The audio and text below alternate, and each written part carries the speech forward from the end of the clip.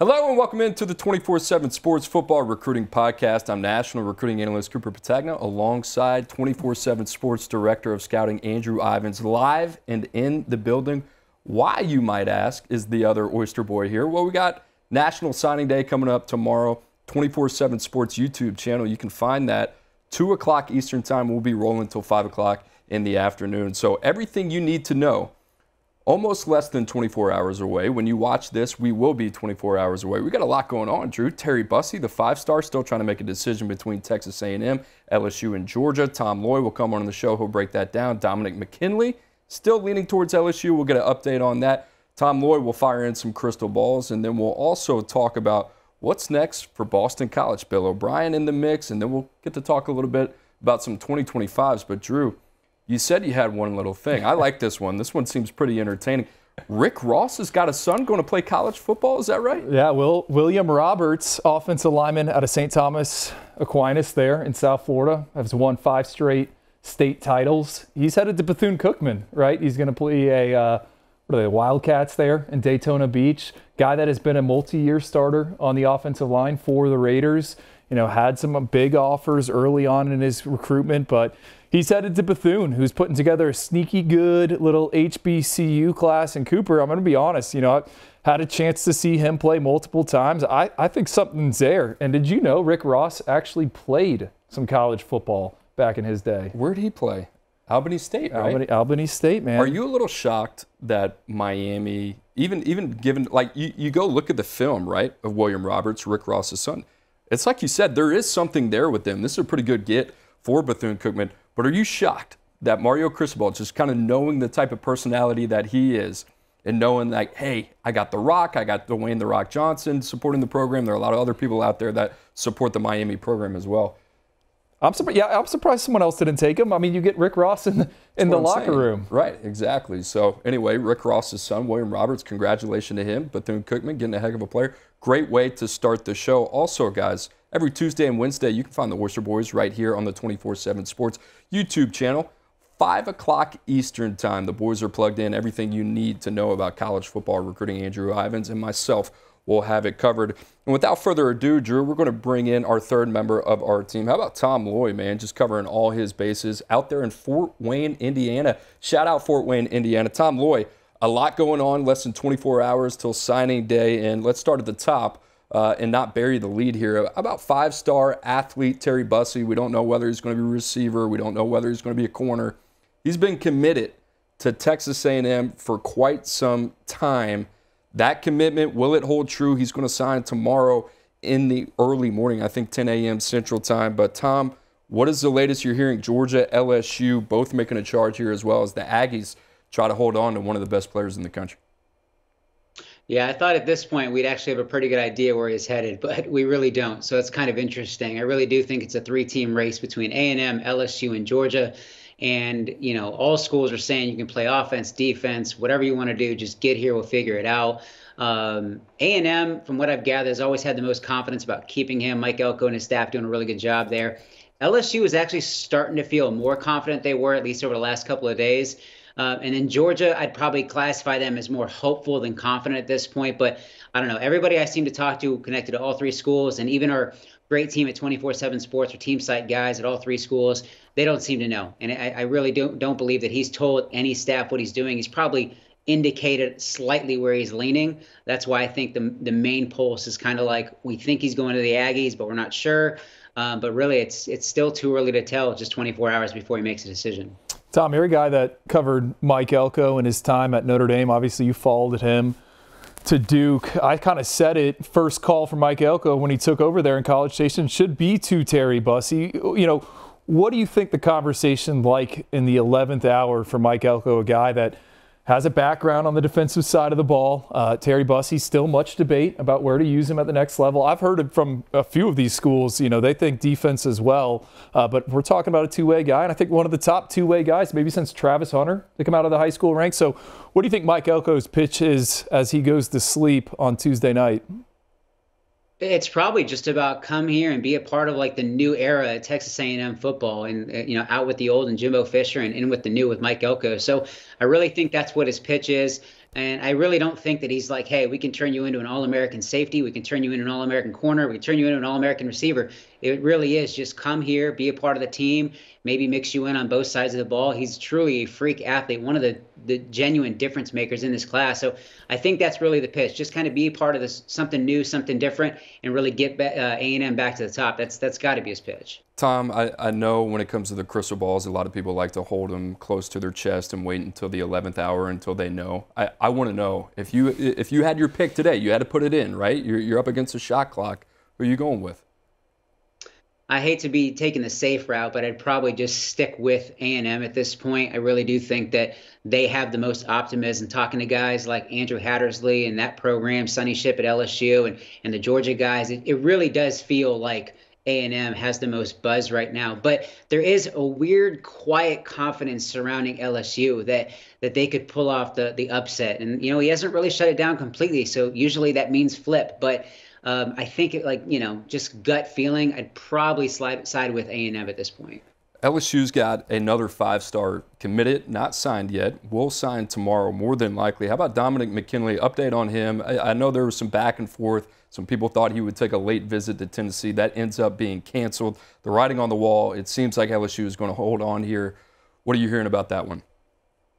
Yeah, I think if McKinley doesn't pick LSU, it'd be one of the biggest signing day shockers in a while, despite the fact that he's unsigned. Talking to Sonny Shipp, talking to guys connected at LSU, our Go247 staff, they all agree 100% that he's going to end up sticking with LSU. There's not too much concern. I think if he did make it to Tennessee, all bets were off. But the fact that he didn't, I think LSU fans should feel pretty comfortable at this point. Dominic McKinley, one of our favorites there at the Under Armour game. Tom, back to Texas A&M, right? We head into signing day. Really, the recruiting class rankings are set in stone. Not a ton of opportunity for movement. But at Texas A&M, if they hold on to Terry Bussey, and then they were to go out and get a guy like Ashton Bethel-Roman, who's the only uncommitted individual in the top 247 after he got out of his NLI with Arkansas. What is going on with Ashton Bethel-Roman? Will Turboff on the Baylor site reported that he was in Waco at one point. I believe he also got to Houston. We're talking about a dynamic wide receiver. So what's the latest there? At least over the weekend, it was a 3-team race between A&M, Houston, and Baylor. But as of today, my crystal ball is on the Aggies. I know that there's a couple guys also, feeling good about the Aggies at this point. So, and then even checking with sources at Baylor and Houston, at least as of, Tuesday morning, they were feeling pretty good about the Aggies eventually landing at, well, I shouldn't say feeling good, but they didn't love it, but they felt the Aggies were going to get that one done. And actually heard from Bethel-Roman Tuesday morning, and he told me he's going to announce his decision 2 p.m. Central at Ridgepoint High School on Wednesday. So just got to wait it out 24 more hours. And then, like I said, I think Texas A&M is going to get some good news there. Coop, man, they pair him with Isaiah Williams, guy we snuck into the top 247. Those are two guys that can get vertical, right, and create separation after the catch. That would be quite the duo. A&M's doing some things. You think about just kind of how they've ended the 2024 cycle. Robert Bourdon, another guy that they flipped from Duke. They end up getting him to sign tomorrow. That's expected. Then you talk about this one, Ashton Bethel-Roman, Texas A&M. They've also done a really nice job in the transfer portal. You kind of wonder, all right, what's going to be the future of Texas A&M? I think they're going to be a really calculated football team when it comes to roster management. We've seen that already. If they can get a guy like Ashton Bethel-Roman, another guy that we like, top 25 receiver, already in the top 247, the Aggies, I don't know if they're going to be as talented maybe under Jimbo Fisher, but in terms of, it feels very like Brian Kelly LSU-ish. In terms the floor of that roster is going to be a lot better, and then they're going to really kind of hinge on player development as well. So we'll see what happens with the Aggies. Could be a big 24 hours for them. Drew, you take out Terry Bussey, you take out Dominic McKinley and Ashton Bethel-Roman. That's it, right? Well, Ryan Williams has got to sign. Ryan Williams has to sign, but we feel pretty good about where 3 of the 4 of these guys are going tomorrow. People keep asking us, hey, what's signing day going to be like? Well, it's really the Terry Bussey show, right? It's going to be 3 hours of us talking a lot about Terry Bussey and who's going to get him, A&M, Georgia, LSU. Make sure to stay tuned to that. There are some other names coming off the board as well, and one will be doing that right here on the 24/7 Sports YouTube channel. How about Keona Wilhite, the guy who played opposite of Elijah Rushing, right, the former Washington commit? Tom, talk to us about him. He's a number 86 DL, but this is a guy that you see programs like Nebraska, UCLA still kind of hanging around a little bit. What's the latest with Keona Wilhite? Yeah, there was some chatter about Michigan State early, and then it quickly flipped to UCLA. I know some crystal ball picks went in for the Bruins. So it was an interesting last couple of weeks, but at this point, all signs point toward Nebraska getting it done. If you look at the crystal ball, Greg Biggins, Steve Wiltfong, Blair Angulo, Brandon Huffman, all on the Huskies. So I got to feel good about Nebraska getting this one done. Really nice late pickup there for the Huskers. Coop, I don't know if you watched his senior tape of Elijah rushing, but Keona's a guy that popped. I'm like, all right, who's this dude, this cat playing on the other side of line of scrimmage? 18.5 tackles for loss, 8 sacks. I think it'd be a big pickup for the Cornhuskers, who have a chance to potentially sign their highest ranked recruiting class or tie for the highest in the 24/7 sports era. Just, some tinkering with the rankings right around that 17-18 range. Tom, another guy out on the West Coast, Nakua Tuakoi. Did I get that? I nailed that? Got it. Sounds like BYU is in good shape for the number 50 ranked edge rusher. Yeah, he decommitted from Stanford in October, if I remember correctly. That initial commitment actually surprised a lot of people. And then as soon as he decommitted, BYU quickly looked like the team to beat. In talking to some people, there's actually some chatter he may have inked early with BYU in December. I remember Isaiah Foskey a couple years back inked early with Notre Dame and then officially signed on signing day with the rest of his teammates in high school. So there's a possibility that Tuakoi did exactly that. So the feeling is pretty strong that the Cougars are going to be able to get this one done. Tom? I'll say this. I mean, we just, gaslit Texas A&M. Cooper, if you dig, open up the hood and look at this BYU class, ranked 48th right now. A lot of pieces I like. Reiner Swanson, the tight end. Therion Alexander, a long corner out of the state of Georgia. Puka Nakua's brother. I mean, new look Big 12. I'm kind of buying some stock in BYU. Yeah, we're getting into sicko mode a little bit, talking about a top 50 class, number 48 from the BYU Cougars. Tay Nakua, right? It's another guy we've been discussing behind the scenes a little bit. Got to be buttoned up on the genetics, right? If we've learned one thing, be buttoned up. Puka Nakua took the NFL by storm. They got Matt Asiata's son as well. There you go. All right, Tom, one more here. Zakaro Lewis, who a lot of fans out there, especially Colorado fans, might remember, the one-time Buffaloes commit. He's down to Tulane or South Florida.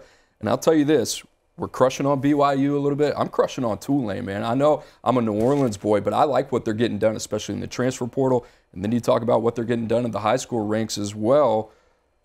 Tom, could it be more good news for John Summerall down there in New Orleans? Yeah, I got a weird feeling that Tulane's going to end up getting this one done. I'd probably say that there's more optimism with South Florida right now. I think the sources connected to Tulane are a little bit, they're almost like cautiously optimistic, nervous, like it's just not going to work out in the end. But if Lewis picks Tulane in the end, it's absolutely not going to surprise me. I know they're doing a great job. And like you said, they've been hitting the portal really hard. Landed Mario Williams out of USC, Ty Thompson from Oregon, landed a couple 4-star players this cycle, and Dominic Stewart and Jaden Lewis, and just they're doing a really good job. So this would be some icing on the cake here if they could pull Lewis out of the Sunshine State. Hey, look, I know we're in the weeds here. Zakaro Lewis was committed to Colorado. The senior tape for this kid pops. I can't put my thumb on why, he's looking at the group of 5 ranks. He's a guy that I think could transfer up. Huge senior season at Venice High School, my wife's alma mater. Helped him make it all the way to the state title game. I mean, he is a pint-sized playmaker, but run after catch, acceleration. He's a dude in the slot, and I think someone's getting a steal. I think these guys are starting to wise up a little bit. You talk about these players that have opportunities to play in the Power 5 and are talented enough to play there now with a 12-team playoff in college football, and then you take into consideration the NIL component of this as well. A guy like Zakaro Lewis, who might be a plan B for a team, a second-tier program in the Power 5, that's a plan A. That's a huge get for a program like John Summerall and Tulane, Alex Galesh, and South Florida. So you think about that a little bit. I think we'll start to see that kind of even out. Jashawn Ridgel, a guy that we awarded a 4-star to yesterday, going over to Houston.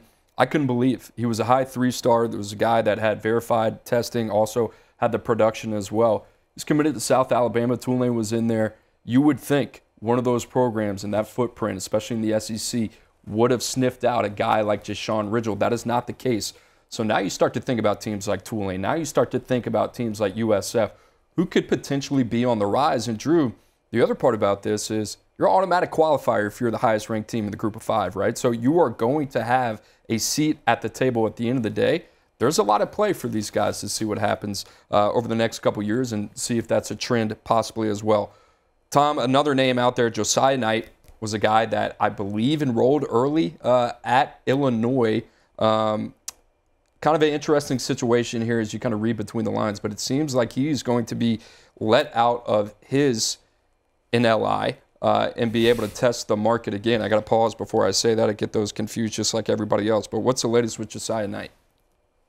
Yeah, so he signs with Illinois in December, enrolls early, gets announced as part of the class by Illinois, and then I'm told there's kind of an admissions holdup that wasn't caught initially, and then they released him from his letter of intent. They said we can make it work. We just need a few months, get you back in, enroll in the summer with the rest of the class. But I guess Knight didn't really have any interest in that, and he didn't really trust it necessarily working out. So visited Mississippi State, and now it looks like the Bulldogs are going to get it done. I know Jeremy Werner, a great insider over our Illinois site, he crystal balled him to Mississippi State after the visit. Seems like Mississippi State's going to get it done, and a really nice late pickup. When this came across my feed, I'm like, what is going on? Like they announced him at a basketball game. Like he stood in front of like 20,000 people, and then he's taking an official visit to Mississippi State. Like this is our lane right here. Like what? I've never heard of this. I think Josiah Knight, I was excited about, like, senior tape was awesome. You think about Illinois, Gabe Bacchus, Jerzon Newton, they squeeze the most out of these kind of developmental edge rushers, a little bit undersized. Maybe they don't have the production there. Would be a nice pickup for Mississippi State, who's really, ever since that coaching change, has done an excellent job. Yeah, I'm excited about Mississippi State. You mentioned Jeff Lebby. A lot of people think offense, right? Drew, this one was fired up. You said, hey, 10 minutes before the show, let's throw it in there. I think this is kind of newsworthy, noteworthy, and now we know Josiah Knight more than likely leaning to play his football at the next level with Mississippi State. Tom, as we did last week, we allow you the floor to throw in some crystal balls, and we got a couple, man. In 2024, I've said this maybe for the last month, we're putting a bow on this thing finally. There will be some finality to this tomorrow, I promise. But Tom, now it's about 2025 as we look ahead, and it looks like Auburn, Notre Dame, UVA, they could be in business here soon. What you got, my man? Yeah, so I joined actually Christian Clemente over at Auburn Undercover last night and picked Hollis Davidson, the tight end, to land at Auburn. We both threw in the crystal ball picks, feel really good about the Tigers following his visit to campus. Really like this kid, still pretty new to football. I think he started playing as a freshman. Longtime soccer player, loaded with upside, but wouldn't be shocked if Auburn got good news here in the near future.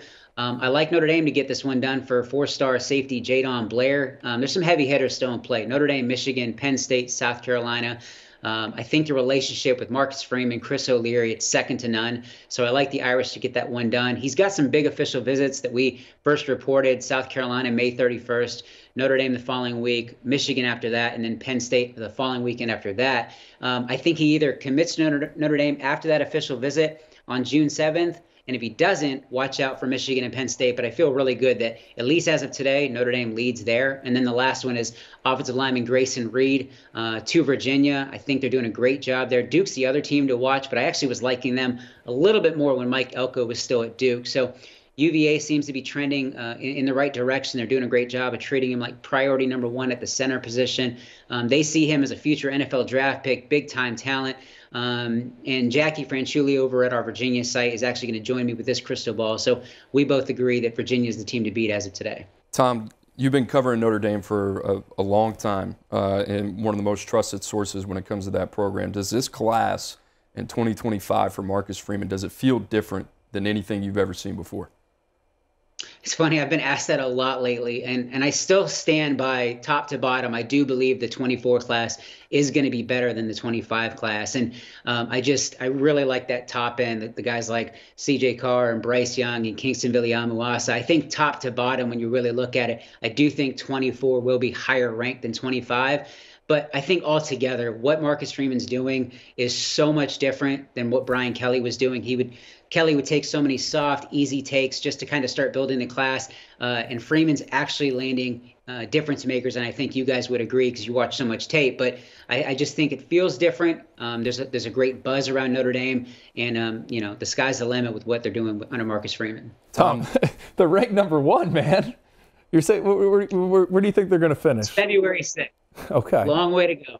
I don't see that sticking, but I think in the end we're looking at another potential top 10 class. But all in all, I like 24 a little better than 25. Yeah, Tom, you're a realist. We appreciate that as always. Tom Loy, thank you for stopping by, my friend. We will see you next week as always. Tom Loy, the man to follow right there. Everything you need to know college football recruiting, especially the Notre Dame Irish. You can find him on X at TomLoy247. Guys, I've said it. The signing day show is here. That is tomorrow, February 7th, 2 o'clock to 5 o'clock Eastern Time. Everything you need to know college football recruiting. We will have all hands on deck here in Nashville, Tennessee. That's why my friend, the Oyster Boy himself, Andrew Ivins, is here. And Drew, I don't know, maybe we can talk a little bit about Notre Dame. I mean, you cover Notre Dame for a little bit. You and I have talked about Notre Dame. It's funny what Tom said about, hey, this feels so different. Because I remember year one, I got a lot of flack for this, but I said it kind of, at Marcus Freeman's first class, it kind of felt like Brian Kelly. I will give Marcus Freeman a lot of credit. From year one to year two to now year three, I feel like it's gotten better and better incrementally year over year. And in terms of the top-end talent, I feel Notre Dame is doing a better job of that as well. They have kind of learned some lessons, adapted quickly, and I think Marcus Freeman's on his way. What's your feel just overall as Notre Dame as a recruiting program from Brian Kelly to Marcus Freeman? What's the difference maybe you see? Well, I don't think they have the biggest of pools, right, when it comes to prospects that want to be at Notre Dame, prospects that are going to fit Notre Dame. I think what they have done is have gotten better at identifying the individuals that belong in South Bend and getting aggressive. Ivan Taylor, one of our top-ranked safeties, a kid out of the Orlando area. The entire SEC wanted him. And, Dad played in the NFL. They thought there was going to be a connection there. They go and they lock him up. Jaden Blair, another top-ranked safety, the one that Tom just crystal balled to the Irish, 6'4", 191 pounds. Dad played college football, played overseas in NFL Europe. They're trending for him. So I think they've just done a good job of finding guys with some developmental upside and guys that fit that program, want to be at Notre Dame for the right reasons. And the biggest thing that stands out to me, I was on the radio this morning, just elevating that quarterback room, whether it be the transfer portal, whether it be the high school recruiting. They go and they get Sam Hartman. Now it's Riley Leonard, but they got C.J. Carr, who they beat Michigan out for. They got Deuce Knight, who I think is a wild card, kind of like DJ Lagway was in the 2024 cycle. We don't know what he is. Excited to see him this spring, and then again in his senior season. So I think it's impressive. And we were wondering, or we've said it after they lost Keon Keeley, how do you get those talents across the finish line? I think they did it with Kingston, Viliami-Wasa, and I think they did it with Bryce Young.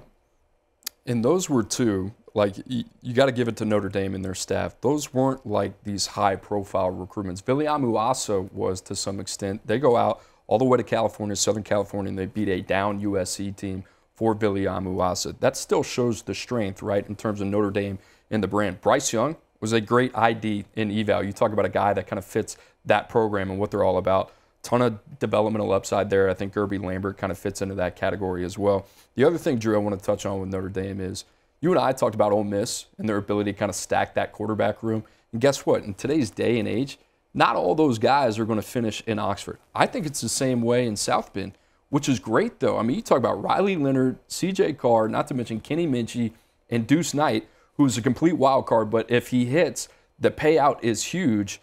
I think teams are starting to get a little bit more strategic, smarter when it comes to building their quarterback room. But if you look at Notre Dame, that was a major weakness, that quarterback position under Brian Kelly. Marcus Freeman had to make that priority, get it right. They kind of fired me up, dude. Now you bring back Mike Denbrock. You have a little bit of continuity as well. Notre Dame offensively can put it together. You mentioned it as well. 12-team playoff. Why not Notre Dame? Why can't they finish there next year? So a lot of high expectations. Any final thoughts on them?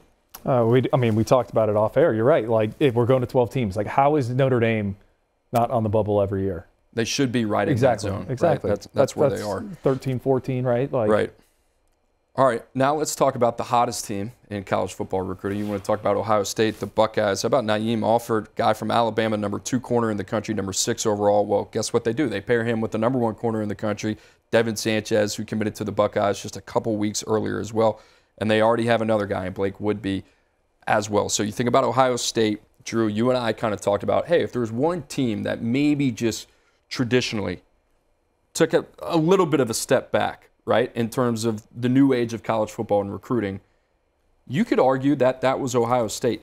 exit Nick Saban, there was another conversation that was had on signing day, and it said, hey, or excuse me, after signing day, what team has the most to gain? And immediately my head went to Georgia, went to Athens, and went to Kirby Smart. I think the way the last couple weeks have played out with Naeem Offord, with Devin Sanchez, with some of these guys, now the Southeast seems to be a little bit more open and a little bit more receptive to Ryan Day in Columbus, because guess what? As good of a coach as Kalen DeBoer is, he's still very much on prove-it terms to a lot of these players in that footprint.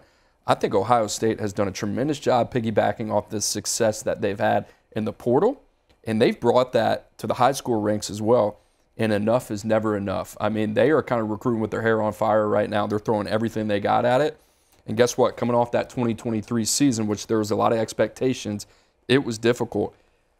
I could look back on this and maybe just a year from now and say, you know what? That 2023 season was maybe the best thing to ever happen to this Ohio State program. That's what I was going to say. It feels like Ohio State and the people that support the program are as bought in as ever. And is that because of Michigan's success? I would think so. We saw Caleb Downs, you know, the guys that have come via the transfer portal. But, man, the string of 2025 commitments they're on, Devin Sanchez, Naeem Offord, Carter Lowe, those are some of the 25s that I feel the best about. And we're eventually going to have to roll out our first 32 five-star full player field.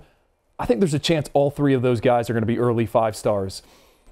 Love Devin Sanchez, love Naeem Offord. I mean, they are height, weight, speed corners. We went back and forth about trying to figure out, all right, who's CB1, who's CB2, and it's super close. I think it could flip throughout the cycle. You toss in Blake Woodby, I think he's the top inside nickel corner in this class. Like, this duo, and Caleb Downs is already there, and they brought some guys in the 2024 cycle. Like, that secondary is elite. Carter Lowe, to me, one of the most athletic tackles, has only played football for a little bit.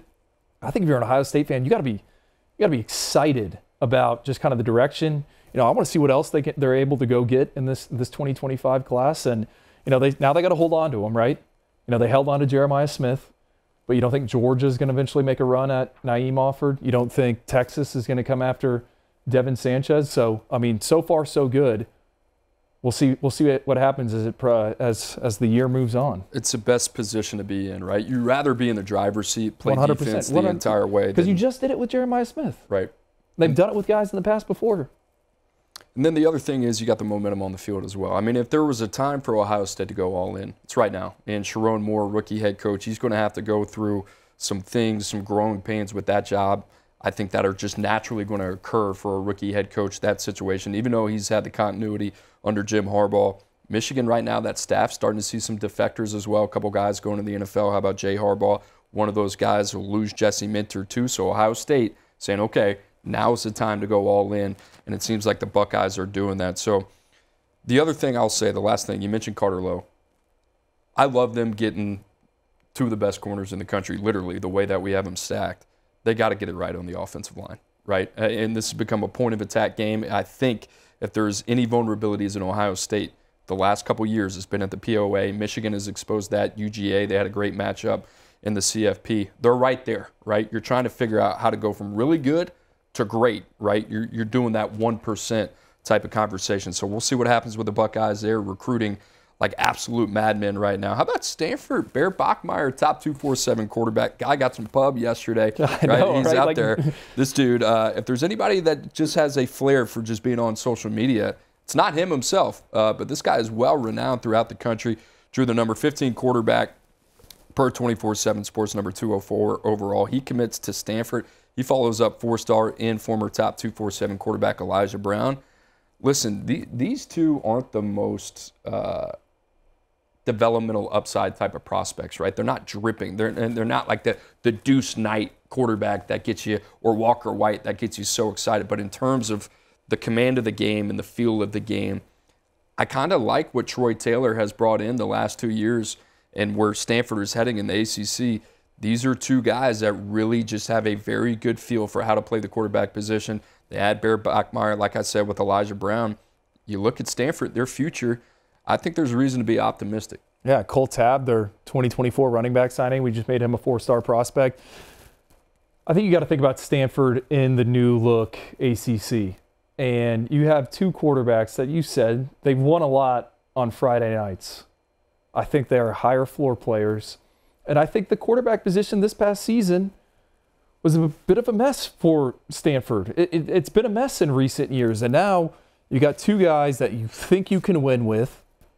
Hopefully at some point they're battling it out with each other. So, no, I like the pickup. And what stands out to me about Bear, as opposed to Elijah, he can run the football. You know, over 1,200 career rushing yards, you know. He's built like a baseball catcher. I think you said that after the OT7 finals. He's like a thick, college-ready build. And when we were around Elijah Brown at the Elite 11, he was like a bigger guy than I initially had thought. He's a more athletic version than his brother, Hank Bachmeier, who's been bouncing around the country. You know he's at Wake Forest now? Yeah, now at Wake Forest, right? Yeah. So he started where? He started at Boise, transferred. La Tech. Wake.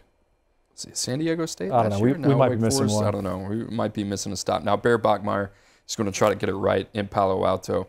How about this one? Thomas Meyer, number 10 tight end, top 150 player overall, 2025. He's going to Iowa, and I'm watching the tape this morning, and I'm thinking, like, okay, Iowa's done it again, right? This one kind of feels like that type of guy. You dig into the background, AAU basketball, two-way snaps, tight end, defensive end, two-time All-State selection as a defensive lineman. You turn on the tape, guy runs well, he's got really good ball skills. You see the upside as a inline blocker, can attach, detach. You're like, this guy just feels very Iowa, right? And you think about the positions that Iowa and Kirk Ferentz has such a lineage of developing. Tight ends is one of those position groups, right? You think about defensive end, pass rusher as well, tackles, you can throw it in there. But Drew, I don't know if it's going to be right away that he steps on campus and is an immediate impact player, but you're talking about like that 2 to 3 year period, what this guy can be when it's all said and done. We got him at 149 right now. I'd be willing to bet he's going to continue to kind of work his way up the board. This dude's kind of awesome. I'm fired up for the Hawkeyes. I'm smiling because I love Thomas Meyer, right? Already on the freaks list, watch list. And I love the fit at Iowa for everything you just said. Think about all the individuals that have come through there, how they've transformed their bodies, gotten just better, bigger, and all that. I had heard a while back that the Hawkeyes had kind of circled Thomas Meyer as like, all right, this is the guy we want in 2025. And I believe it's the first commit for them in that cycle. I mean, write the name down now. Thomas Meyer, like what, 2026, 2027? Like he's an all Big Ten type of player. There is Sunday potential there, even if he wasn't going to Iowa. But I love the marriage between the two. Fired up, and I agree, Cooper. I mean, number 10 tight end right now, we're considering listing him as an athlete. Love the two-way snaps, all state on both sides of the ball. I think he could be a pass rusher if he wanted to, and we'd rank him in the top 247. So love this pickup. These guys just seem to like grow on trees at Iowa. You know, you talk about like Caden Proctor, Xavier Nwankpo was another guy. You can go down the list. You think about what they've accomplished already. Cooper DeJean, another guy that's going to go early, probably a first-round pick, going to play corner at the next level. So Iowa getting it done. Thomas Meyer, like Drew said, name to know. Drew, now as we transition to the transaction wire, talking about 2025, how about Jeff Hafley, head coach of Boston College? He's gone. He's going to be the defensive coordinator for the Green Bay Packers, work with Coach LaFleur over there. You think about that a little bit, and it kind of feels like, all right, Hafley's first. Chip Kelly could be second. Had a couple interviews in the NFL with Commanders, also with the Raiders too. Shoot, there are even rumors about him going to be the OC for Ohio State, which would be crazy, right? A guy go work for a guy within your own conference in the Big Ten. Boston College opens up. It's an intriguing job in the ACC. We've heard Bill O'Brien, offensive coordinator at Ohio State. We've heard Al Washington, defensive line coach at Notre Dame. A couple academy coaches as well, Troy Calhoun, Air Force, and then you think about Jeff Monken over at West Point. I guess two-part question for me. Your initial reaction to hearing Hafley saying, hey, you know what? I'm done with this. I'm leaving for the NFL. I'm going to be a coordinator over there. And the other thing I think about this, Drew, is that I actually think Hafley has a better opportunity to go to the league, have success, and then within 2 to 3 years be a head coach of his own, except on Sundays and not Saturdays, and not have to deal with any of the shenanigans that he's been dealing with at Boston College over the last couple of years. First reaction, is this a sign of what's to come? Yes. I think we saw it last coaching carousel with the assistants and the coordinators. Now we got a sitting head coach at a Power 5 program, right? A program that Zay Flowers came out of there. Remember Zay Flowers? What was the number he threw out? I got offered, was it 600,000, 800,000? I stayed at BC. I think Hafley's he's over it, right? He's over trying to hold on to those guys. He's over trying to fundraise. I think he sees the writing on the wall, and he did a few different stories. I know one of them was with the guys over at On3, and the quotes were eye-opening about roster management, right? Retaining your roster, recruiting your roster. So I have no idea what direction Boston College goes, but I'm concerned when a talented football coach is leaving the college game and going to the NFL. I've said this multiple times. There's absolutely no reason for the quality of life to be better in the NFL than it is on Saturdays. This is not rocket science. I think the NCAA, as much as we've talked about it on this show, that's the issue right now, is that they are losing a lot of very talented coaches who have a better opportunity to go work in the NFL. And guess what? A lot of these opportunities are not better opportunities financially, but they make a lot more sense from a work-life balance standpoint. You've seen a lot of guys, right? You just saw that list. Jim Harbaugh obviously makes a leap. That's something that he's been trying to do for quite some time. Jay Harbaugh, his son, off to the NFL to go work for Ben McDonald, another guy that came from college, now having an opportunity to be a head coach on Sundays. All right, that's part one. College football, they got a problem. Part two here, Drew. Who do you like for this job? To me, if I'm the AD at Boston College, this is a way to kind of get creative for it. I would imagine they're limited on resources here. Bill O'Brien, I don't know how you feel about that one. I feel like it's been done. I feel like this is a guy who's kind of been put through the ringer. Now he's an OC at Ohio State. With all due respect to Bill O'Brien, I think he's a really good play caller. I would be looking outside of that type of sphere for a different type of head coach. The name that kind of came up to me that I thought was interesting, and a guy that I worked with who played his ball at Boston College, who I really like, and he's got a lot of support there, Al Washington, position coach right now, defensive line coach at Notre Dame. I think this is a guy, like, if you're BC, I would think they would be in the situation where everything's going to be important, right? You just talked about how hard it is to keep a roster intact. Everything's going to be important, from how much you're paying your head coach to what his salary pool looks like, and every dollar is going to be accounted for. I could see them going in that type of direction, maybe even in the service academy way, if it's a guy like Monken or Troy Calhoun. Bill O'Brien, to me, just feels like, I don't know. I don't know. Like, hey, let's try something different, and let's see if we can get somebody in there who's got a holistic process view and is going to make recruiting really important, that understands that region as well. Well, that's what I was going to bring up. I think you need a program builder in terms of, all right, we're going to win with culture. We're going to win with scheme, right? We are going to recruit individuals that want to be here. I mean, look at where Boston College is located, and recruiting is as national as ever right now. And I believe the previous staff was, flirting with Texas. They would go down in there, spot recruit in different regions, different hotbeds. I think someone with the right scheme and that wants to be there for a few years, that's going to be the answer. And Boston College needs to figure out, are we trying to be one of the bubble teams fighting for that spot? Because, look at the ACC. It seems to usually be a place where teams will get caught sleeping. And they're physical, smash mouth type of program. So, I don't know, Jeff Monken, Troy Calhoun, those are the two that stand out to me on this list. Yeah, what's funny is, like, BC started 1-3 last year. They went 7-6. It's not like Hafley wasn't a good coach, right? For the expectations of Boston College, I think you're looking at high expectations, 8 to 9 wins a year, if you could do that in the ACC. And I think the ACC now is kind of open, right? We'll see what happens. Clemson's taking a step back. Florida State certainly has surged in that conference. We'll see what happens with Miami. Change at Duke. Mike Elko now in the SEC. So a door possibly open for BC. Would be interesting to see what they do here. Drew, that's it on the script. But I'm gonna go off-roading a little bit, because it's a rare occasion we have you in studio here in Nashville. I want to talk about something that went down yesterday. Was that the All-American Bowl on NBC announced that they will now be accepting juniors this upcoming year for the All-American Bowl. It's something you and I have had a lot of dialogue about, been conversations around it, and I think a lot of that conversation started after this year. And you talk about the trickle-down effect, and I think a lot of people will ask, well, what do you mean by that, the trickle-down effect? I mean, this starts with Christian McCaffrey, who I think was the first of his kind to step out and say, I'm not playing in a bowl game, and I think that was a New Year's Six Bowl at the time. You've seen that kind of radiate now through college football, now where it's a normalcy, right? Now, with the All-American Bowl in high school, these players are starting to enroll earlier, get to campus sooner, and then practice with their teams, which there's a lot of value in that. You would understand why a player would want to get to campus early, get as many reps as possible, and start to understand and have a continuity of what's expected of them. We had 6 quarterback invites this past year, right? The original 6 that went out. I believe, correct me if I'm wrong, none of those 6 who originally accepted ended up playing in the game. Now we see this pivot to juniors. You had a lot to do with this decision. Break it down in terms of the thought process and kind of what went into that. We're responding to what the market is telling us.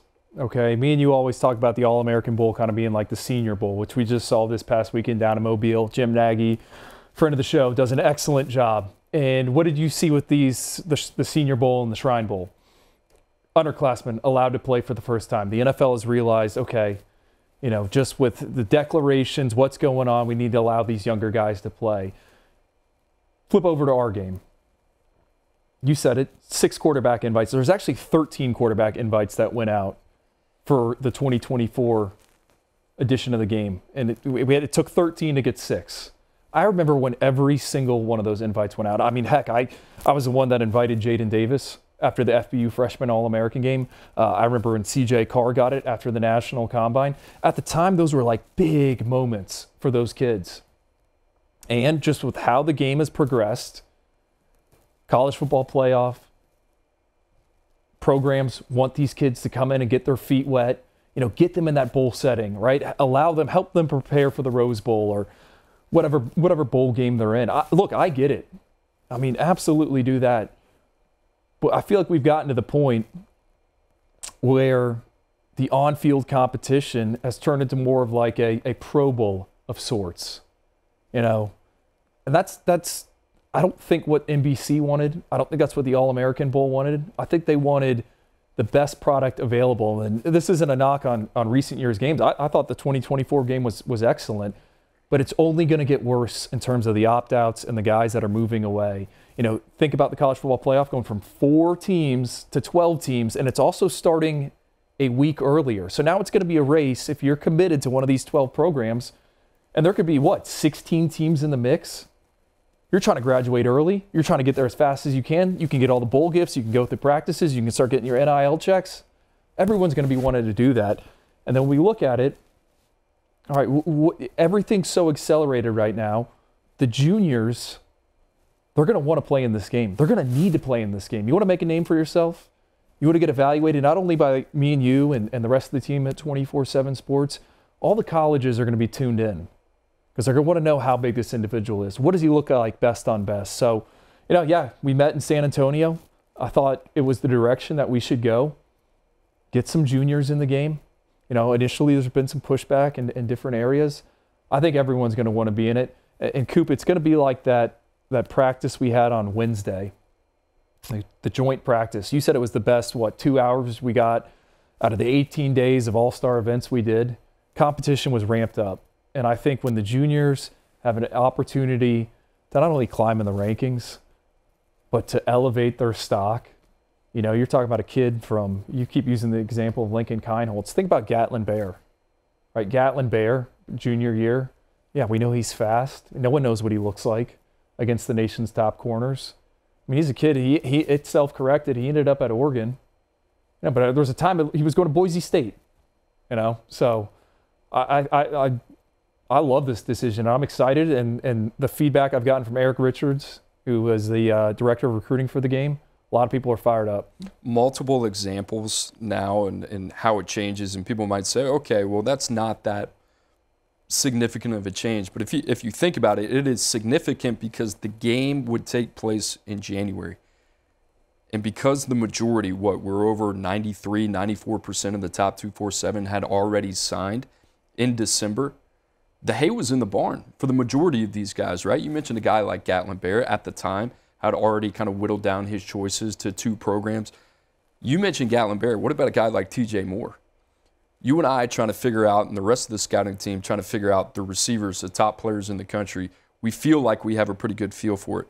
TJ Moore in that game, heading to Clemson, by the way, newly minted 5-star, goes out and has 2 or 3 touchdowns, 165 yards receiving, and completely changes the perception of what type of player we feel that he can be after seeing good on good and after seeing 19 of the top 20 receivers in the country over the last 3 weeks before. Now you think about a guy like that doing that before he's even played one game of his senior season. Think about the unintended, maybe intended consequences of this game for a guy like TJ Moore that says, hey, I just went out on the same field as Jeremiah Smith, who's ranked the #1 player in the country and is a generational talent, and I was pound for pound the best player there. And think about that. I can see it already. The people in the ear of these players, the people ultimately at the end of the day that are going to have conversations with the program saying, hey, the price just went up. And this is why, because everybody saw it. It was on NBC. It was a nationally televised game. You saw good on good. And my guy just beat the #1 corner in the country or a top 5 rated player at his position. And this is what it looks like. So you think about that. And then you also think about a guy like Lincoln Kienholz, who was committed to Washington, was from South Dakota. You don't get to see in that setting very often. You maybe get to see it once. You think about his trajectory changing, and guess what? He ended up at Ohio State. I think ultimately at the end of the day, his recruitment kind of evened out. I think what's going to happen now, these recruitments in terms of where these guys eventually end up is going to be accelerated by 6 months, and that's what we're going to see. So I think it's going to be fascinating because I don't think a lot of people are really thinking about it, but I think it's going to have a huge ripple effect on college football recruitment, especially at the top of the game. And then if you're one of those second-tier programs, right, we're talking about Boston College. Like, what happens if you're Minnesota and you got Corey Parrish, who's the MVP of that game, committed to you, and you've done a good job. He's from the state of Minnesota. Kept him under wraps. But God forbid somebody says, you know what, I want to see that player in that game. He goes out, does what he does. Now you got to play defense all the way until signing day, until December. That's a long time. This game's in January. We're talking about 11 months. So you think about that, those type of players, I think there's going to be a little bit of a push and pull. I think some of these programs that maybe have those guys committed are going to say, I don't want you playing in that game. And if you do, you might lose your spot. But I can see all of that happening here as this game starts to change. Well, I know we're up against the clock. 2 thoughts.